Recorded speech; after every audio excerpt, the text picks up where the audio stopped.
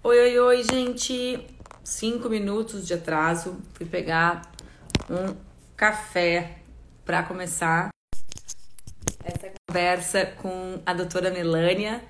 Estou muito feliz que a gente vai fazer esse bate-papo. Imagino que muitas mulheres e muitos homens que estão nesse momento feliz da vida, né? Acho que talvez um dos momentos mais felizes que a gente vive, que é cheia de realização, cheia de perspectiva, cheia de expectativas, que é a gestação.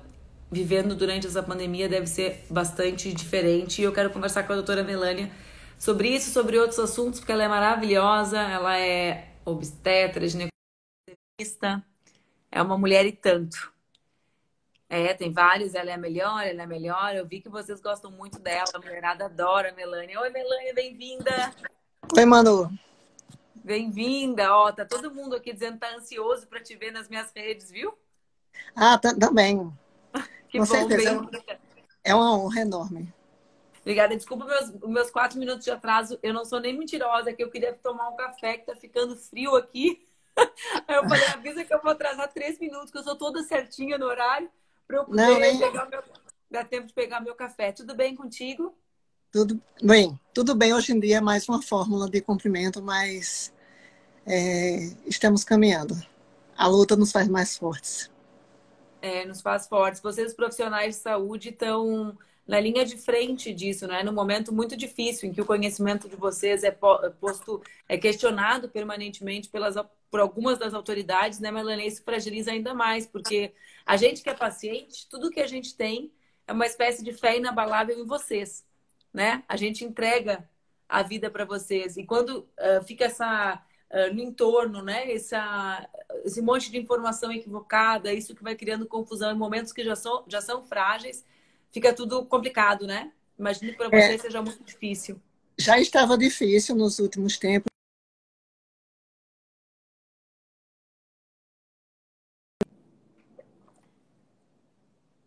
de financiamento de pesquisas sendo cortada, o obscurantismo predominando. E aí, hoje em dia, eu acho que a população tem que se conscientizar que a única saída que vai se ter para essa crise é a confiança no que a ciência pode trazer e no papel dos profissionais de saúde. Então, a gente que está enfrentando essa luta diuturna contra a Covid-19, a gente precisa mais que nunca combater as fake news e que roubam da gente um tempo que a gente não tem, né, para dedicar, e que a gente, em vez de estar se concentrando somente no trabalho, ainda tem que prestar esclarecimentos contínuos à população, porque ficam até pessoas que são da área da saúde, como Osmar Terra, propagando fake news e propagando teorias absurdas que só fazem contribuir para a falta de conhecimento e para traçar estratégias equivocadas que não têm nada a ver e que podem realmente mudar o rumo de condução da pandemia no país. Então, são tempos difíceis, mas eu acho que existe também muita gente boa na linha de frente e eu confio, pelo menos a gente torce bastante para que com informação e ouvindo as pessoas da área técnica, e que com uma boa área técnica, com bons especialistas, a gente vai rumar no caminho correto, que, que leve a diminuir a devastação que a pandemia está causando. No mundo, né? Melania sabe que a gente tem uma coisa engraçada sempre no lugar que eu trabalho, desde que eu engravidei, sempre tem alguém grávida. Nunca mais a gente deixou de ser um espaço em que mulheres ou são mães de bebês recém-nascidos ou estão grávidas. Nesse momento, na minha, não na relação só de trabalho estrita, mas a gente tem uma mulher gestante com 27 semanas, se eu não me equivoco, ela fez no sábado ou vai fazer no sábado próximo, e um dos nossos companheiros que vai ser pai. Quando a Laura já está com 4 anos, a gente vai mudando as preocupações, né? Como se a gente conectasse e desconectasse com o tema da gestação e da maternidade esses primeiros anos de vida. Mas eu comecei a me colocar no lugar da Gabi, que é essa que é hoje a que está gestante na minha equipe, e pensei como seria atravessar a gestação no meio da pandemia, sob vários aspectos, né? É um momento lindo da nossa vida em que a gente Eu até brinco com elas que eu sempre tenho alguma gestante comigo porque as portas se abrem para gestante. A humanidade, uma parte da humanidade sorri, né? Para gestantes. Então eu quero garantir um pouquinho disso ainda para mim. Mas sem poder realizar rituais que são importantes de convivência com pessoas queridas, né? Seja encontrando amigas, sendo vista, né? Sendo querida durante um momento que para muitas mulheres é especial, quando planejado, desejado, em condições de menor vulnerabilidade. Também condições objetivas, né? Eu fui gestante na época do Zika, né? Então, eu me lembro o cálculo que eu fazia, se tinha, se não tinha. Então, como está sendo conviver? Tu convive intensamente. Eu fico vendo aqui, eu nem desliguei os comentários, como eu sempre faço, para não ficar passando no teu rosto, porque hoje só tem amor para ti, né? Só tem gente que foi tua aluna. Então, eu fico botando assim para ir vendo. Mas como tem sido conviver com mulheres, sobretudo com as mulheres gestantes, né? A gestação não é algo só nosso, é nosso só fisiologicamente, biologicamente só nosso, mas as crianças não são só nossas. Mas como tem sido conviver com mulheres, com famílias, nesse período do coronavírus? Eu estou exatamente na linha de frente com essas mulheres e eu optei livre e conscientemente voltar para a linha de frente. Eu estava na Suíça, exatamente numa reunião da Organização Mundial de Saúde, quando a coisa começou a pegar para cá. Eu tive que ficar quarentenada e quando, nesse período de quarentena, eu me dediquei exatamente a organizar o serviço para prestar atenção a essas mulheres. Porque eu me lembro muito, sabe, do que disse a Simone de Beauvoir, que basta uma crise política, econômica, religiosa para que os direitos das mulheres sejam colocados em xeque. Esses direitos não são permanentes e a gente tem que estar permanentemente ligada. E é uma fase em que tudo que a gente conquistou e que foram conquistas históricas do movimento de humanização e também conquistas históricas dentro do SUS também é colocado em xeque. E eu vejo essas mulheres no dia a dia e eu optei por voltar eu mesma para linha de frente e é bem, bem complicado para mim. Eu tenho uma mãe de 79 anos, eu tenho 2 filhos autistas, mas eu não poderia faltar ao meu compromisso histórico com as mulheres neste momento. Então, eu estou na linha de frente. Eu só paro basicamente para fazer lives, fazer vídeos de conscientização da população e estudar muito, preparar protocolos. Então, as grávidas elas estão atravessando um momento de ansiedade e de vulnerabilidade muito grande diante de uma doença que a gente tem não muito conhecimento específico em relação ao curso que a gestação toma na gravidez. Então, a gente tem feito algumas recomendações que eu gostaria de fazer aqui agora. Elas não são, digamos assim, autoritarismo sanitário, mas a gente tem que entender que, neste momento, às vezes, alguns direitos, a gente vai ter que ter um balanço delicado entre direito individual e o direito coletivo. Então, em primeiro lugar, eu queria fazer a recomendação de que quem puder adie os planos de engravidar. Quem não está grávida, adie esses planos. Isso não é uma recomendação só minha. Hoje em dia é de várias sociedades. A gente não tem exatamente a magnitude dos danos que podem acontecer durante a gravidez. A gente até pouco tempo atrás achava que a grávida não era mais susceptível às complicações. Hoje em dia a gente sabe que a grávida ela pode pegar Covid-19 como qualquer pessoa, mas alguns estudos começam a aparecer que talvez lá pelo final da gravidez, comecinho do puerpério, pode ser que ela esteja mais susceptível a complicações. E isso, assim, se a gente for pensar, é bem lógico. A imunidade da grávida, ela está mais diminuída. A grávida tem modificações no organismo, do ponto de vista respiratório, do ponto de vista cardíaco, do ponto de vista da coagulação.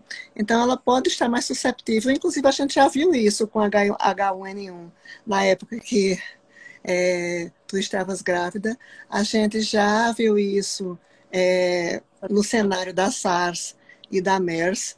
A gente vê isso com qualquer virose e eu não vejo por que seria tão diferente. Então, existe essa preocupação que a gente não pode afastar e a gente está tentando estudar com alguma dificuldade, porque o Ministério não liberou ainda os dados, esses casos de morte materna que vêm sendo relatados no Brasil, quando no mundo, por exemplo, a estatística chinesa não mostrou nenhum óbito materno de todas aquelas mortes que teve na China, mas não tinha nenhum óbito materno. Mas a China, a política do filho único e tal, a mulher tem muito menos grávida do que tem aqui no Brasil. Então, talvez o rumo da pandemia aqui vá por um lado, vá por uma direção diferente, porque a gente está tendo muita grávida. A gente também ainda não tem muita certeza sobre a transmissão vertical. Isso que eu ia te perguntar. A transmissão da mãe para o bebê durante a barriga ou talvez na hora do parto. A gente começou a achar que não, a maioria das séries indicavam que não.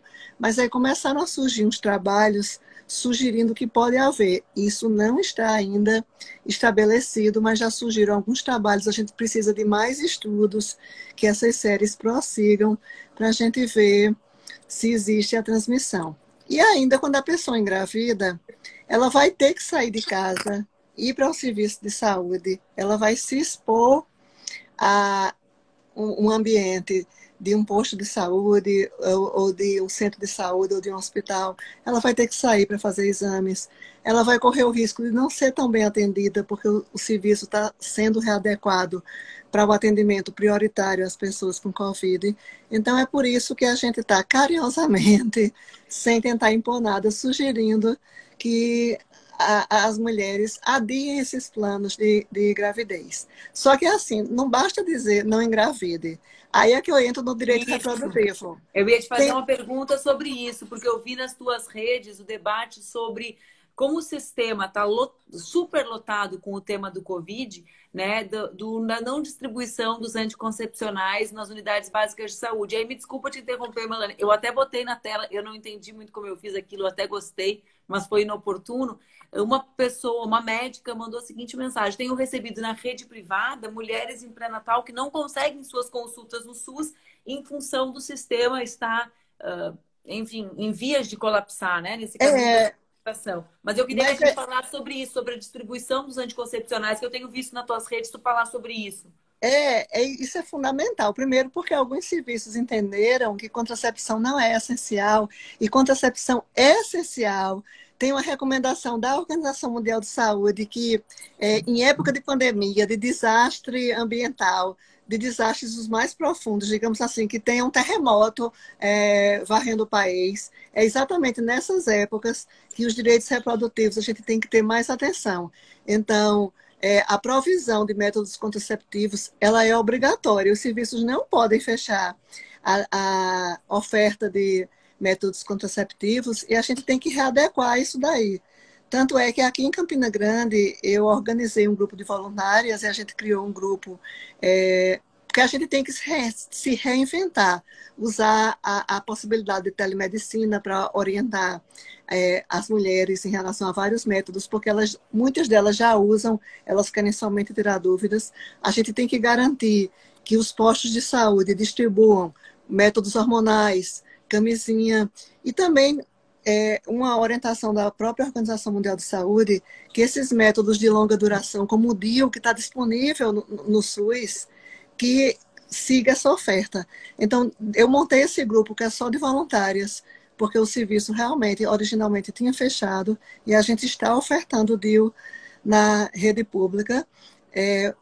A nossa iniciativa tem funcionado e a gente tem feito esse apelo, e a gente acha que tem que ser uma questão que não pode depender somente de iniciativas voluntárias. O Estado tem que garantir, as secretarias municipais de saúde, as secretarias estaduais, o Ministério deveria emitir uma nota técnica para que isso fosse garantido obrigatoriamente. Então, a gente tem que fazer essa exigência e a gente espera que os métodos contraceptivos eles sejam, de fato, garantidos a essas mulheres, porque senão é culpabilizar mais uma vez a mulher. Não engravida e aí te vira, não pode.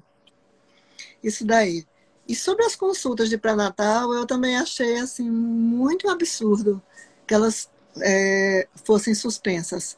Também é mais uma vez a hora de se reinventar para garantir o que a gente chama de pré-natal mínimo. E essa é uma orientação da Federação Internacional de Ginecologistas e Obstetras, e essa é uma recomendação da OMS. E o Ministério também liberou a nota técnica, que é nota técnica 6 de 2020, que o pré-natal ele tem que continuar. Agora, o que não pode é aquele modelo que era previsto, aquele modelo super tecnocrático, com um monte de exame desnecessário, fazer ultrassonografia sem necessidade, sem indicação.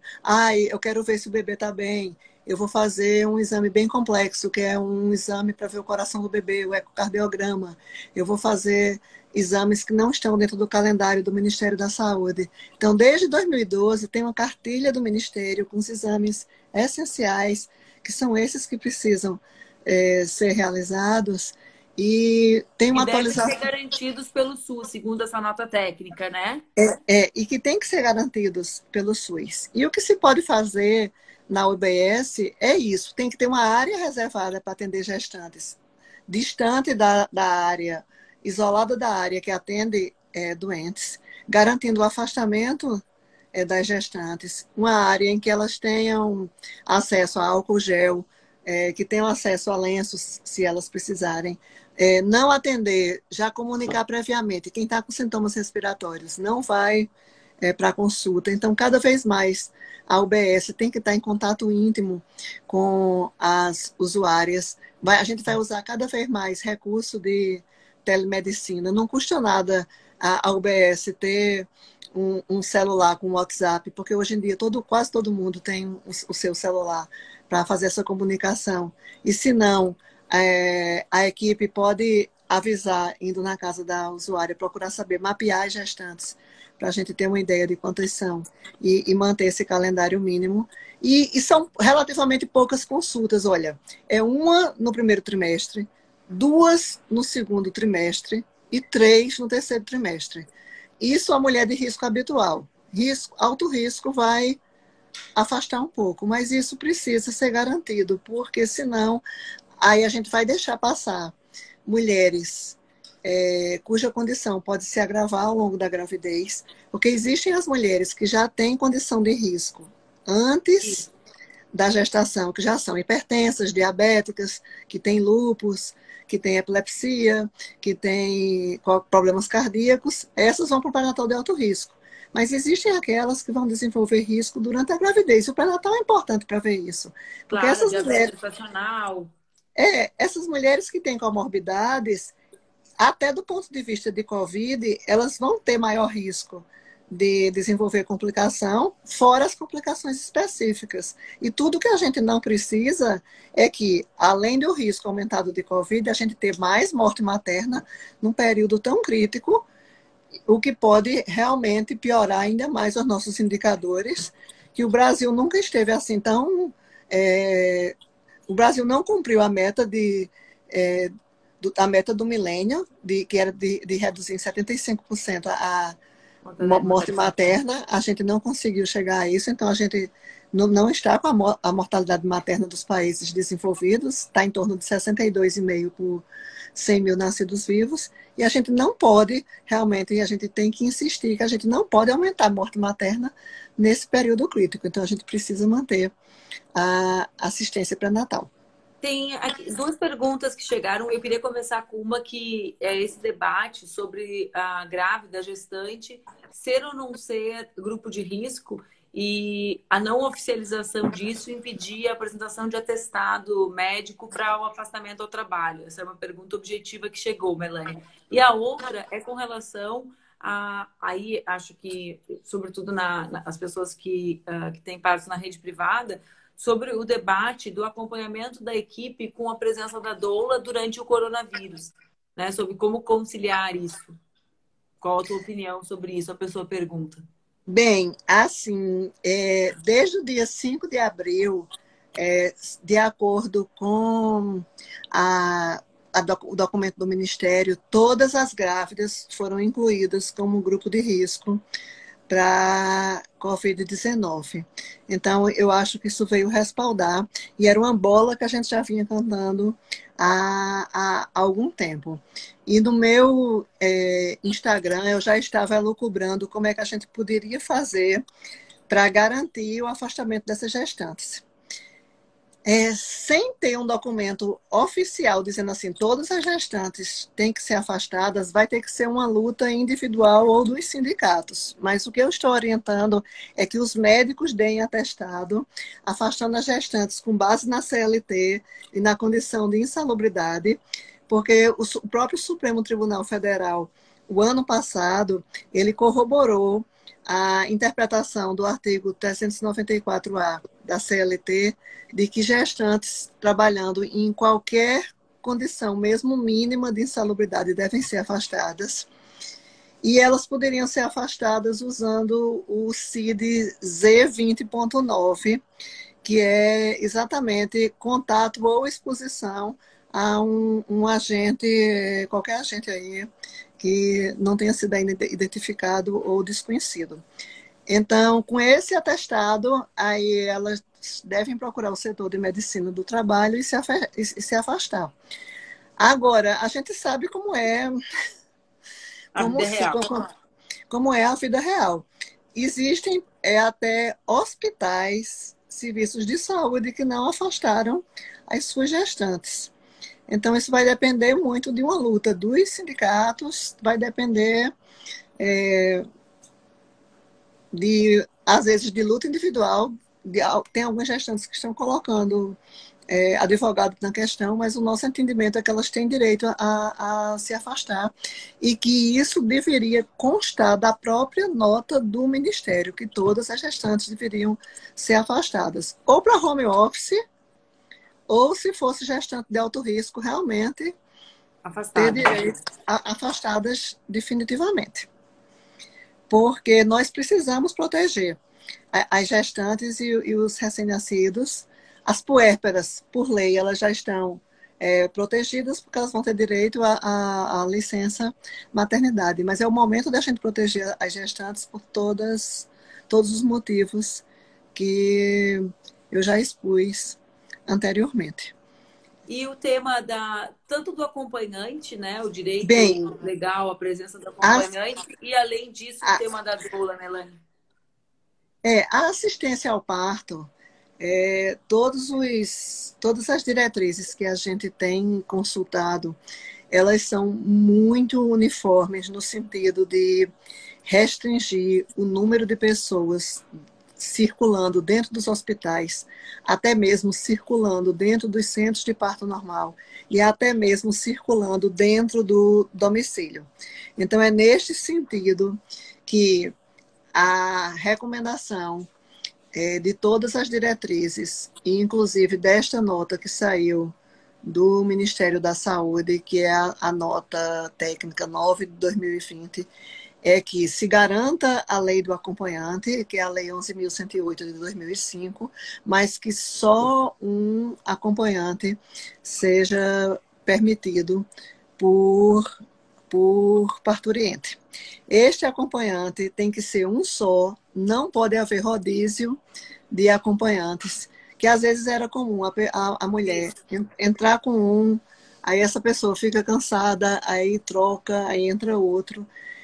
Aí é nesse momento que realmente a gente vai pedir que as pessoas compreendam que o direito coletivo ele vai se sobrepor ao direito individual. É uma tristeza, com uma tristeza muito grande que eu vejo isso, mas que a gente pede que uma certa compreensão seja feita, porque os hospitais eles continuam tão sobrelotados como sempre foram. A gente vai precisar de garantir a proteção da equipe com equipamentos de proteção individual que ainda continuam em falta.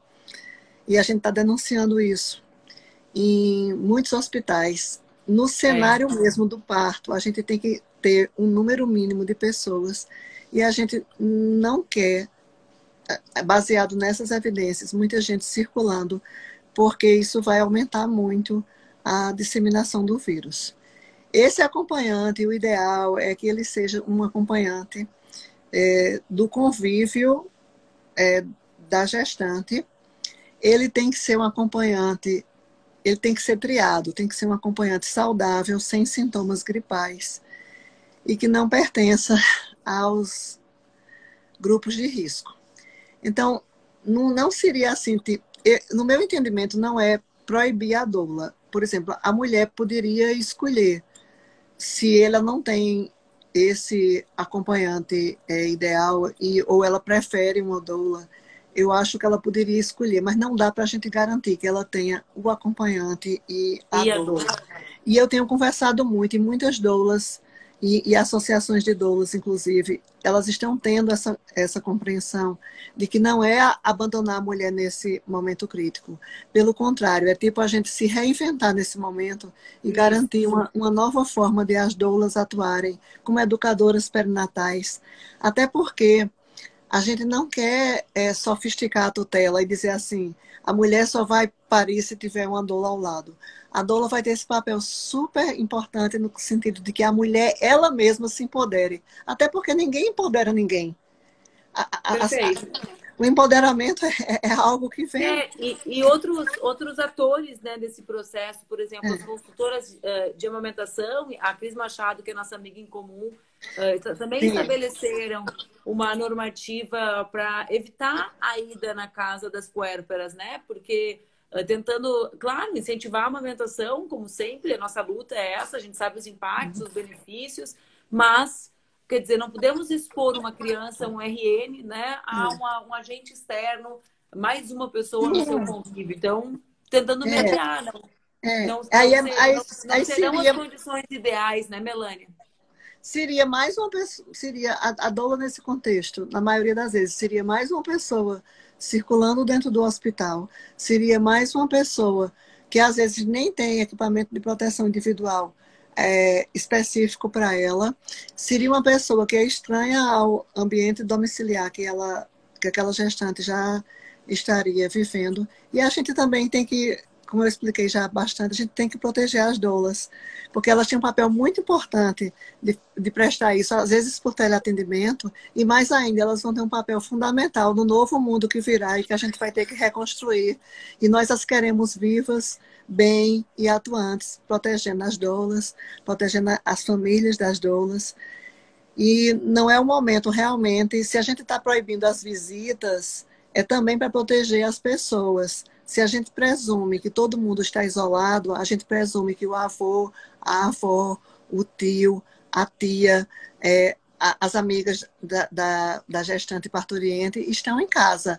Então, não tem sentido que essas pessoas exatamente saiam para ir para um hospital visitar mulheres e bebês numa situação de vulnerabilidade. Esse é o debate difícil, né, Melania? Porque todas nós estamos adequando a realidade que nós sonhamos para todas as coisas, né? Das nossas vidas cotidianas e também na gestação, que é um grande evento, digamos assim, que marca a vida das pessoas a um tempo que é diferente, né? Então, evidente que não é que todas as pessoas gostariam que as pessoas queridas pudessem ir conhecer o recém-nascido, mas a gente vai ter que se adequar enquanto isso durar, justamente para garantir a vida das mulheres e dos recém-nascidos, né? E não pense assim, eu sei que isso é muito complicado. Este é um momento em que a gente gostaria que as pessoas muito queridas estivessem juntas. Eu tive um trabalho de parto do meu pequeno Joaquim, ele está com 9 anos, que é muito vívido ainda na minha lembrança, que durou 26 horas dentro do hospital, e eu estava com pessoas super, ultra, hiper, mega queridas juntas. Eu tinha minha amiga obstetra Leila, minha amiga obstetra Isabela, minha amiga anestesista Flávia, minha irmã, que é pediatra, e a filha de Leila foi junto, porque Leila não tinha com quem deixar. E, infelizmente, eu precisei de uma cesárea, mas eu me senti muito acolhida e muito... E aquele povo todo ali foi muito importante para mim naquele momento, e era isso que eu queria. E sempre quis e defender para todas as mulheres. Mas aí era outra época e a gente tem que se adaptar neste momento. É triste, eu não fico assim feliz da vida. Eu não quero ser vista como uma Cruella cruel, que está Todo mundo ceifando. te vê como alguém muito querida, fica tranquila. Mas é a realidade, por isso eu disse, né? Existe um debate que é sobre a questão técnica do risco para a gestante, do risco para o bebê, mas também existe um debate sobre expectativas, né? Que nós criamos É, para viver esses momentos da vida e como essas expectativas também são frustradas, né, Melanie? Quer é. dizer, não ter o chá de bebê, não poder encontrar. Eu também tive um trabalho de parto de 26 horas, que também terminou numa cesárea, que também até ri na hora, que É. também terminou numa cesárea. Então, eu também queria, até pela minha frustração com relação àquilo, poder ser acolhida por outras pessoas depois, né? Sim, E exatamente. A gente precisa demais, assim, desse colo, é, desse carinho. eu encontrei essa minha amiga que está grávida, não pude encostar nela, tive uma crise de choro, parecia que a grávida era eu. Ela na minha frente com É, a barriga, minha amiga querida, né? E eu falei, é. agora, como é que eu não posso abraçar essa pessoa com esse barrigão? Então é tudo diferente, mexe muito com o emocional, né? Com essa coisa do que a gente É, projeta para a vida. até a gente que, até assim, no meu pré-natal, eu sou uma pessoa, assim, eu gostava muito, assim, de abraçar, terminar a consulta dando um abraço, beijar as pessoas e tudo, e a gente está mantendo uma distância, assim, que para mim era a epítome do médico padrão, que não toca, que não abraça, que não segura, e agora nossas consultas, elas se transformaram. Então, assim, isso é muito triste. A gente fica. Mas, assim, a gente está tendo que se adaptar ao novo momento, porque a gente está pensando exatamente em proteger essas pessoas. Agora, eu fico pensando também que outro papel super importante, e eu acho que isso está gerando resultado, que as doulas estão ajudando pra caramba, é porque as mulheres estão podendo chegar ao hospital mais tardiamente, já na fase ativa do trabalho de parto, para elas poderem passar menos tempo no hospital. É, a gente já tem observado isso na nossa maternidade e tem me relatado que isso está acontecendo em outras maternidades. Ficar ao máximo, as mulheres, pelo menos as mulheres de baixo risco, de risco habitual, ficar mais tempo em casa. E aí, se elas começarem a conversar com as doulas e as doulas derem todo esse reforço durante a gravidez e estarem participando por teleatendimento, e elas ficam se comunicando por celular, e é uma coisa linda. Elas conseguem realmente estar presentes, mesmo que não seja com esse contato, com esse abraço, mas elas conseguem fazer isso para retardar esse tempo de ir para o hospital. E aí a mulher já chega numa fase mais avançada, isso permite que ela passe menos tempo no hospital, que o parto aconteça mais rápido. E aí sim, aí eu tenho que reforçar que esse parto dessa mulher sem Covid a gente tem que exigir que ele siga as recomendações da Organização Mundial da Saúde, que siga as recomendações do Ministério, que já vem de antes. Tem que ser um parto bem assistido, sem procedimento desnecessário, sem soro de rotina. A mulher se alimenta, ela pode e deve ter liberdade de posição, de deambulação, sem procedimento desnecessário, sem episiotomia de rotina, proibido aqui, aquela horrível manobra de empurrar a barriga, Tem esses violência, partos né, Elaine? sem violência obstétrica. E aí esse acompanhante, ele tem que ser, tem que funcionar mesmo como advogado da mulher, estar junto, devidamente protegido, né, com uma máscara, mas ele vai ter porque todo mundo aí no hospital vai ter que se acostumar a estar circulando aí com uma máscara, mas ele vai estar junto. E esse parto dessa mulher com Covid tem que seguir essas mesmas normas que sempre foram preconizadas e que a gente teve tanta dificuldade de implementar em tantos hospitais. A gente tem que insistir que esses direitos eles sejam mantidos, onde tinha que continue, onde não tinha que a gente insista, que se evite violência obstétrica e que se garanta também um acolhimento respeitoso, digno ao bebê, que ele vá ao peito, que mame, que não se afastem mãe e bebê, para se preservar Para se duras preservar conquistas. as nossas conquistas, né? Quer dizer, dentro dessa mediação entre o direito individual e o coletivo, as conquistas que os nossos direitos que não ameaçam as outras pessoas, eles precisam ser mantidos, né? É isso aí. E Melanie, algumas tem coisas algumas perguntas aqui para ti, posso te fazer? pode sim. Vamos lá, tem aqui alguém perguntando sobre o marido da gestante de risco, né? Se ele deve se afastar do trabalho ou não durante esse período.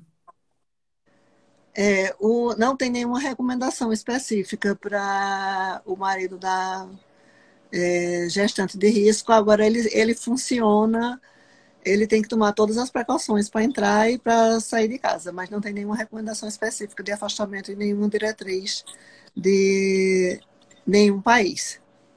Tem Já aqui eu vou fazer algumas perguntas. A gente não tem um tempo infinito, infelizmente. O Instagram ele corta a live com 1 hora. Mas tem uma pergunta que pergunta se existe algum estudo sobre a transmissão. Vou repetir a pergunta, porque acho que se uma pessoa tem dúvida, outras podem ter. Se existe transmissão do coronavírus sexualmente, pelos fluidos sexuais.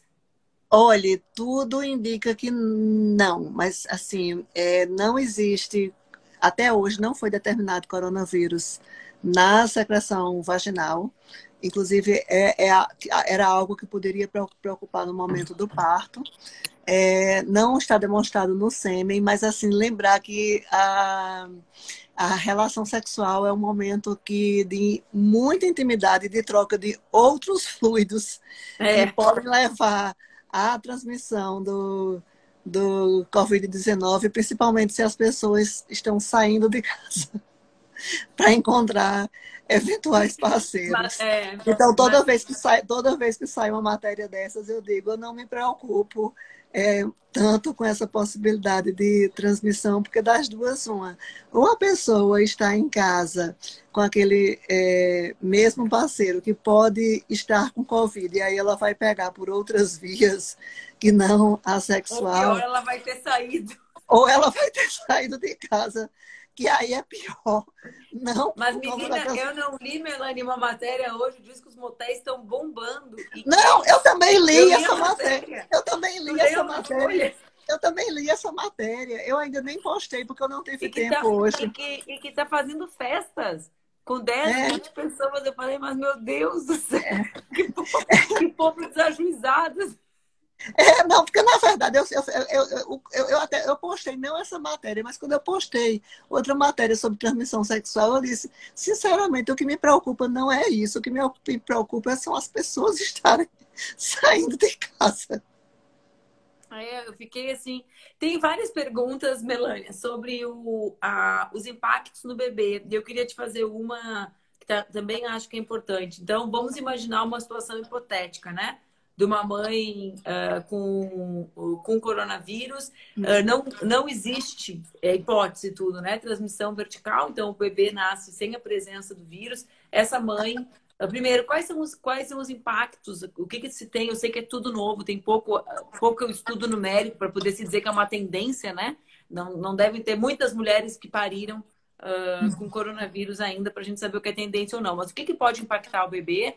E se o bebê não nasce contaminado, se esse bebê pode ou não pode ser amamentado?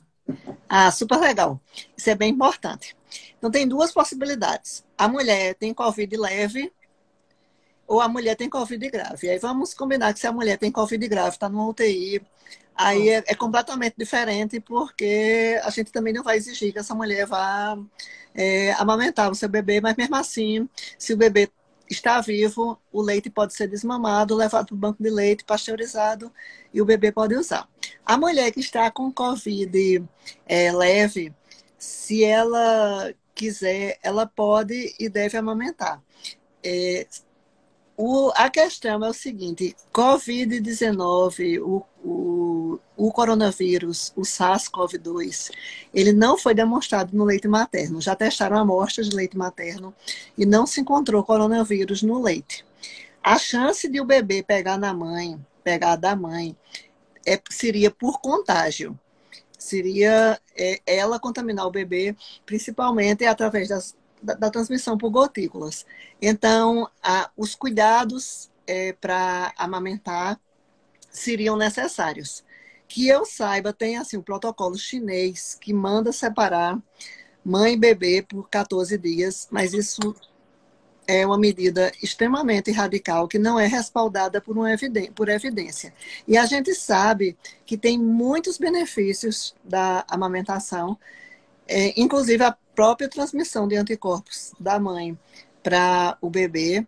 Então, as outras diretrizes, a maioria das diretrizes, que incluem a Sociedade Brasileira de Pediatria e a nota do Ministério da Saúde aqui do Brasil, são de que a mãe pode amamentar, a mãe COVID-19, que está bem, e o bebê está bem, que ela pode amamentar, agora com cuidados. A mãe coloca uma máscara quando vai amamentar, ela lava as mãos quando vai pegar o bebê. Se ela deveria não espirrar ou tossir durante a amamentação, mas como isso às vezes é impossível, porque você não controla, se ela amamentar ou tossir, aí o ideal é que ela seja ajudada, porque alguém troca a máscara enquanto ela está amamentando ou tossindo. E algumas diretrizes recomendam que enquanto ela está no hospital, no intervalo entre as mamadas, haja um distanciamento mãe-bebê de 2 metros, mais ou menos, separado por um biombo ou uma cortina mesmo, para diminuir essa chance de contágio, porque não seria transmissão pelo leite, seria uma transmissão direta, contágio mesmo. Mas a gente acredita que em nosso país é um desafio incentivar a amamentação. A gente tem uma média de amamentação ainda muito baixa, né, de 54 dias, mas que a gente deve, sim, incentivar a amamentação pelos diversos outros efeitos benéficos. Se essa mãe está bem, ela vai se autocurar rapidamente dessa infecção por Covid, atentar no puerpério, que se ela tiver sinais de piora, ela deve procurar o hospital, mas se ela estiver bem, ela pode e deve amamentar. Isso é a conclusão da maioria das diretrizes, tanto as nacionais como a maioria das diretrizes internacionais sobre Covid-19.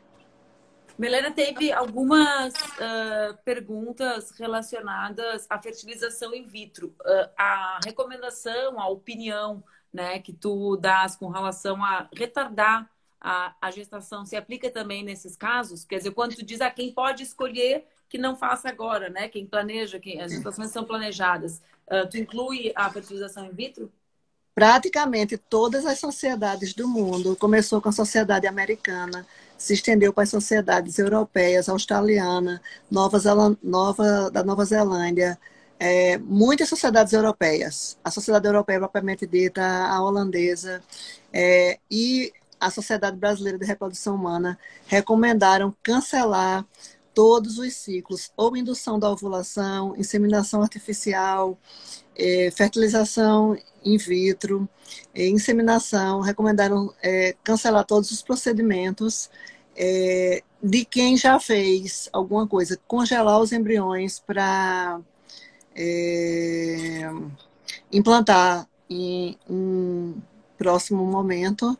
E algumas delas dizem assim, se a mulher tem 40 anos ou mais, ou já tem algum sinal de falência ovariana precoce, individualizar o caso, mas os procedimentos mesmos em si, eles deveriam, há uma recomendação oficial de suspender os procedimentos. Ou quem faz, congelar os embriões para implantar somente depois da pandemia, porque inclusive são exatamente essas as gravidezes altamente desejadas para você enfrentar no momento que a gravidez deveria ser uma coisa super tranquila, que eu acho que já está sendo extremamente difícil para quem não está grávida e passar por isso aí no meio da gravidez não está sendo fácil.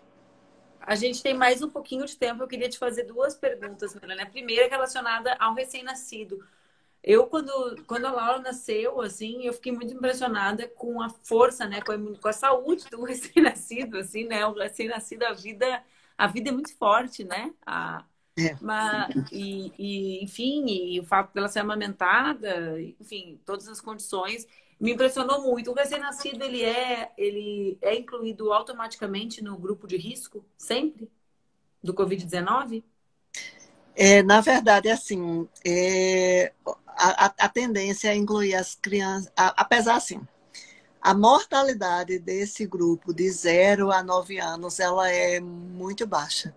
Mas a tendência hoje em dia é incluir as crianças menores que ainda não têm essa imunidade desenvolvida como grupos de risco. Elas não tomaram todas as vacinas. Aí a tendência é incluir como uma população mais susceptível mesmo, a gente sabendo que realmente assim, eles são... Eles têm É uma uma coisa fortaleza que nos impressionante que é surpreende. Mas a gente tem que proteger as crianças nessa, né, a gente tem que proteger as crianças nessa fase. E aí eu queria muito reforçar, porque até por pressão social, os avós e os parentes, pelo menos são as grávidas, têm reclamado muito do meu perfil, que ficam meio que forçando as visitas e exigindo e reclamando, e elas têm sofrido com isso, e são tão, não dá para ir fazer essas visitinhas. Viu, Gabi? Daquele, Pode mandar para tua sogra essa parte do vídeo. é, Não é publicidade. daquele mesmo jeito, não. Vamos trancar a porta de casa. Vamos trancar a porta da casa. E, embora, assim, quem tem Covid-19, a pessoa que tem, ela vai precisar de alguém para ajudar nos cuidados com o bebê, até para diminuir a chance de contágio do bebê. Então, nesse sentido, acho que tem que reforçar a importância da licença paternidade, porque essa pessoa, para diminuir o número de pessoas transitando na casa, eu acho que necessariamente neste momento é, tem que ser o parceiro ou a parceira da mulher que pariu, né? Melanie, tu Então, falaste em vacina. O calendário de vacinas, isso eu recebi perguntas, eu fui atrás da resposta para poder informar as pessoas. As mães, naquele primeiro ano de vida da criança, é uma loucura, né? Sentido, né? não, o calendário de vacinação é para ser mantido. Eu, na verdade, sabia tudo de vacinas também quando o Joaquim era pequeno e também fui me afastando. Mas minha irmã, ela é pediatra e é ela quem me. Inclusive, quando eu fico com qualquer dúvida, tá faltando alguma vacina para eu dar para Joaquim. Aí, aí, eu pergunto para ela antes de Eu tenho pesquisar. que dar uma na Laura, tá faltando. Cada vez Eu, que eu vou, eu confesso, porque se manter atualizado de tudo que está acontecendo, às nossa, vezes é uma tarefa meio hercúlea. E aí, o calendário vacinal, ele é proposto pelo Ministério, ele precisa ser mantido, porque a gente não vai expor essas crianças a risco. E reforçando, principalmente neste momento que o sarampo voltou com força total, que, por favor, não descuidem da vacinação, exigir que essas vacinas elas sejam disponibilizadas nos postos, porque, na verdade, embora o pessoal tente culpar o movimento anti-vax, na verdade, o movimento anti-vax nunca pegou forte por aqui. ele Foi é muito. visto por parte da classe média, mas a verdade é que houve Sim, estímulo do governo central, falta de propaganda. Né? Aqui em Porto Alegre, por exemplo, a gente tinha passe livre de ônibus para vacinação, cortaram. Né? Óbvio que tem um impacto. É falta isso. de... Não é que eu diga que não existe movimento anti-vax. Existe. E pessoas como Olavo de Carvalho, et al., eles reforçam com fake news essa propaganda negativa, mas isso não pegou forte no Brasil, é restrito a um segmento da da classe classe média. média. E o que as pessoas, em geral, ficaram com dificuldade foi de problemas de disponibilidade da vacina, mas a gente tem que fazer essa propaganda e exigir que realmente o suprimento adequado de vacinas chegue e seja disponibilizado nos postos. Melanie, estou muito feliz de conversar contigo. Passou a nossa uma hora quase voando, né? Eu acho Olha, que eu devo dizer que o seu livro, Porque Lutamos, eu li a caminho de Porto Alegre, no tempo que eu viajava, porque faz, eu acho que 5 semanas que eu não saio de Campina Grande, foi o tempo maior que eu passei sem sair dessa cidade. a Laura pediu E, se ela podia arrumar uma mala. Coitada. e, Cada um com a sua saudade. e o Congresso Brasileiro de GO foi justamente em Porto Alegre, e aí em novembro foi quando eu encontrei a Cris ao vivo, e que tanto eu como Leila gostamos muito. Ela tinha comprado quando você foi lançar em Recife. E você fez uma dedicatória para a filha dela de 10 anos, que é uma feministazinha. Que amor. Obrigada, viu? Sabe que eu adoro a tua terra. Eu e meu marido, a gente é apaixonado pela Paraíba. E vai ser difícil para vocês ficar sem São João esse ano, né? Porque a perspectiva é essa, né? Sim, foi suspenso. Inclusive, É, há uma reivindicação de que o espaço se transforme num hospital de campanha.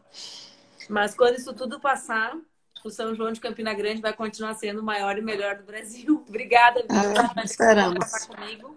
Obrigada pelo Foi teu um, trabalho. foi um prazer enorme divulgar isso para o Brasil inteiro. Eu acho que tem sido nossa causa e é um esforço que eu tenho feito com prazer enorme, porque quanto mais gente a gente alcançar, melhor.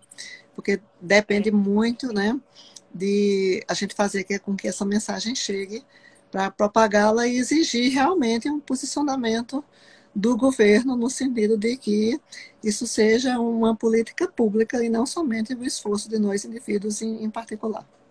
Mas as mulheres são muito gratas ao teu trabalho como obstetra, como mulher feminista que luta pelos nossos direitos, viu? Muito obrigada por tudo, porque a tua voz é muito importante pra gente, pra nós. Tem sido e vai continuar sendo. Obrigada. Obrigada e um beijo. Um beijo, fica com Deus. Bom trabalho. Até mais, gente. Fiquem bem. Obrigada pela companhia nessa tarde. Obrigada, Melanie. Tchau.